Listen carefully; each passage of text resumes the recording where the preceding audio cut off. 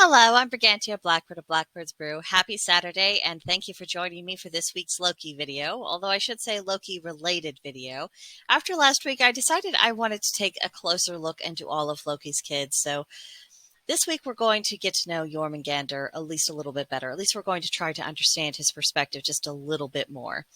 I think of all of Loki's children, Jormungandr seems to be the most depersoned. Very little is revealed of his personality or of his motivations, and I wonder if this is partly owing to the fact that Jormungandr's form is that of a serpent, and humanity has had an uneasy relationship with snakes generally. And then tack on that the myth was recorded by a Christian monk, who of course associated snakes with the serpent in the Garden of Eden story.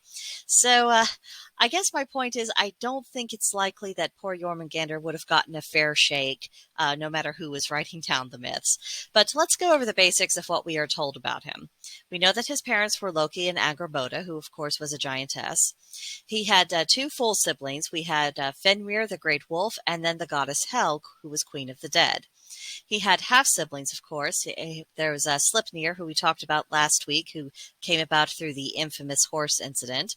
And then, of course, through Sigyn, Loki had Narvi and Vali. So that really composes Jormungandr's family connections. Now, we know that Jormungandr was living with his mother, Fenrir, and Hel on Jotunheim when the Aesir learned of a prophecy that told of Loki's children playing key roles in Ragnarok and not being on the god's side. So Odin gave the order to remove the children from their mother, and you can guess how well that went. Fenrir was taken into the custody of the gods, and he was eventually bound. Hel was sent to Helheim, and Jormungandr was unceremoniously thrown into the sea on Midgard, and he was quite small at the time, and the intention was that he would drown. Despite the unpleasant circumstances, Fenrir and Hel weren't placed in situations with the ideas that it was going to end their lives. It isn't mentioned why Jormungandr specifically was dealt with especially harshly, so we can only speculate. But Jormungandr survived, and he grew so large that his body circled around the earth, and he's often pictured as holding the end of his tail in his mouth. He is considered to be the prime enemy of Thor, and it was prophesied that they would kill each other at Ragnarok. But beyond that, it isn't really specified what may have started the trouble or why they had animosity towards each other. Maybe it was just hate at first sight. However, there are a couple of mentions of their interactions in the myths. On one occasion, Thor was visiting the giant Utgarde Loki, who wasn't the most hospitable of fellows. He mocked Thor and challenged him to lift the cat, but Thor was only able to lift one paw, and it turns out the cat was Jormungandr in disguise, so of course Thor wasn't going to be able to lift him. And then their next encounter occurred when Thor was on a fishing trip with the giant Hemnir.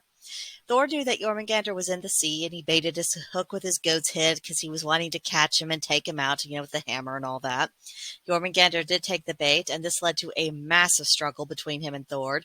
Jormungandr was spewing venom while they fought. The waters were really stormy, great crashing waves. The boat was in serious danger of capsizing. Thor tried to strike Jormungandr with his hammer, but before he could make any progress with that, Hemnir cut Thor's fishing line because he feared with all this ruckus that he was going to die, and he was not interested in that. Jormungandr got away, and then Thor ends up killing Hemnir for interfering in the matter. Finally, at Ragnarok, after Fenrir got loose and Hel raised an army of the dead, Jormungandr lets go of his tail, he rises to the surface of Midgard, which floods it, and then he and Thor have their final battle in which they destroy each other. And that's basically all we know of Jormungandr. I think that those who have been forgotten for whatever reason can become quite vengeful. And then to be young, vulnerable, tossed aside, that's painful enough. But then to be wholly ignored, except maybe as a potential threat, and then resented and condemned before you've actually committed any particular act, I don't think that's a recipe for a well-balanced temperament or someone who's going to be inclined to let bygones be bygones. I do think that Jormungandr's circumstances were the worst of his siblings. Fenrir wasn't immediately bound by the gods. He was taken to their custody, but he wasn't immediately bound until he grew to a certain size, and then the gods got a bit twitchy about it. But in the meantime, he had bonded with the god Tyr, and as I've said in other videos, I do believe that Tyr genuinely cared for Fenrir. Now, Hel, while she was amongst the dead, she was still ruling as queen, and those who were within her realm, these are people who had lived full lives. They had loved people, they had raised families, and they would have had every reason in the world to cultivate a good relationship with her. So I doubt that she was completely left to her own devices there. But Jormungandr was completely abandoned. No one cared for him. He was left to his own devices as a child, literally sink or swim, and he had no guidance from anyone. Despite all that, Jormungandr is still an agent of transformation. Like his brother Fenrir and his sister Hel, Jormungandr, he was isolated from those who loved him, and he was bound, and he was stuck in a mode of being, and that he couldn't be more than what he already was. He couldn't evolve. He couldn't change. And the very order of the world depended upon Jormungandr, his siblings, and his father being restricted, unable to live, unable to change, just exist as a perpetual sacrifice. So the desire for change, any sort of change of the status quo, would be overwhelming in such circumstances. I mean, recall times in your own life when you just felt so constricted you could scarcely breathe. Think about what you've observed in people who felt utterly trapped. And when people do break free, how often is that process painless or doesn't involve any kind of unfortunate consequences? Not in my own experience. I'm guessing probably not in yours either. But it's like being trapped in the mindset of what's called our reptilian brain, which in medical terms is the basal ganglia. This governs instinctive activities and aspects of life. It keeps us alive, but if we don't integrate higher forms of thinking, we never fully become human, not psychologically. And Jormungandr, like his siblings, were not allowed to integrate their instinctual natures with any higher functions, which made their actions at Ragnarok more likely to occur, not less. And by playing a role in bringing down the established order, Jormungandr did bring about his own death.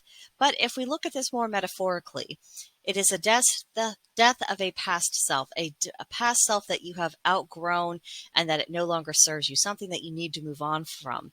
And that is a prelude to the resurrection of the spirit in an improved form, just as the world post-Ragnarok was in better balance than the world that had preceded it.